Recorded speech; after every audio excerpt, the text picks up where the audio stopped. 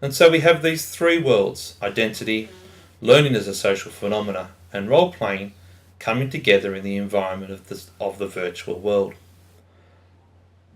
But this challenges us to reconsider our pedagogy, how we practice our teaching. Firstly, we need to understand that learning is constituted within a sphere of influences.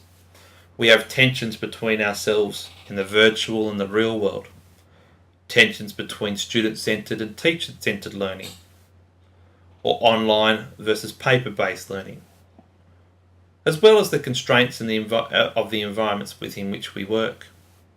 However, virtual worlds almost force us to move from a teacher-centred to a student-centred and student-driven learning, where students construct their own learning experiences and their own learning environments.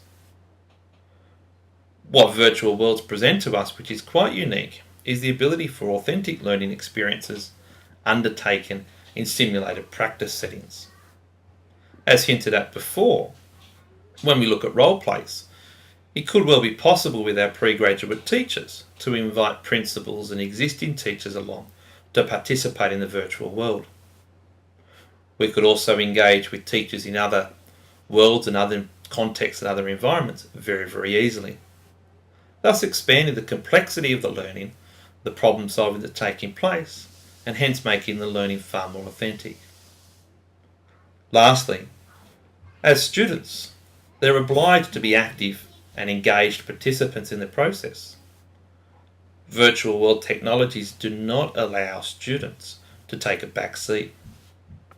They have to be participants, they have to create their environment, they have to exist and engage in their environment.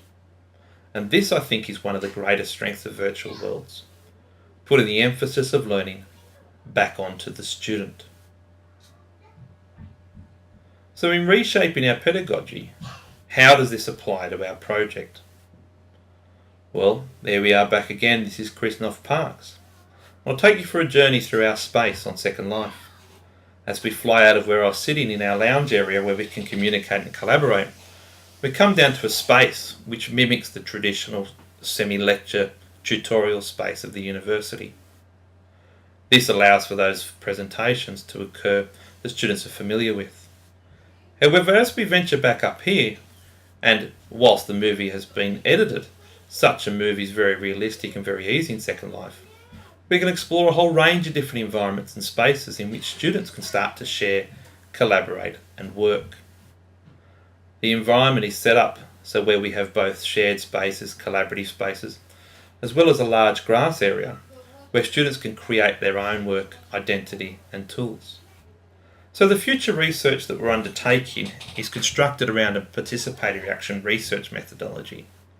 As such, it's a collaborative research effort between both the students and the researcher, and is one in which we are interacting together in the Second Life virtual worlds in a truly collaborative format. As participatory action research, the research moves through several phases of testing, retesting and reflection. At this stage where we are in the research is in creating our environment, establishing the learning experiences for our students, and preparing our students to interact effectively within the virtual world. The research will be undertaken over the next 18 months, which will allow us to work with about 3 cohorts. But in these 3 cohorts, we need to be conscious that we are both developing our students' ability to interact with the virtual world, but we also are developing the technology, managing the limitations of virtual world technologies. Whilst this presentation has sung the praises of virtual worlds as they work towards enhancing our teaching and learning, they are also limited in ways of cost, time and legality. The cost involved in setting up Second Life is quite minimal relative to other online learning environments. However, the time involved in establishing the space is quite extensive. As an example, the environment that you've just seen has taken me individually several days to establish. Time which normally I would not have dedicated to the development of a subject. However, that time is not wasted because that environment can continue to be used. The other area that isn't quite tested when we understand virtual worlds is the idea of legality.